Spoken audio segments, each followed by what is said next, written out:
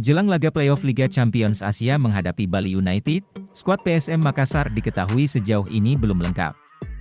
Terdapat satu pemain yang terlihat belum hadir sama sekali di sesi latihan tim selama 3 hari berturut-turut. Pemain tersebut ialah bek tangguh pasukan Ramang yakni Yuran Fernandes yang menjadi andalan pelatih Bernardo Tavares. Sampai saat ini, tim kepelatihan dan manajemen PSM belum memberi konfirmasi terkait tidak hadirnya pemain asal Cape Verde di 3 kali sesi latihan.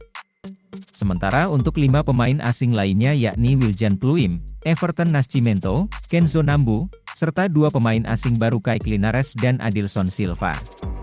Latihan ini sendiri merupakan persiapan untuk menghadapi laga playoff Liga Champions Asia.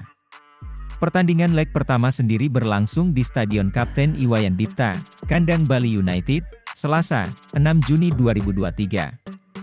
Dan untuk leg kedua berlangsung di Stadion Gelora B.J. Habibie, Sabtu, 10 Juni 2023.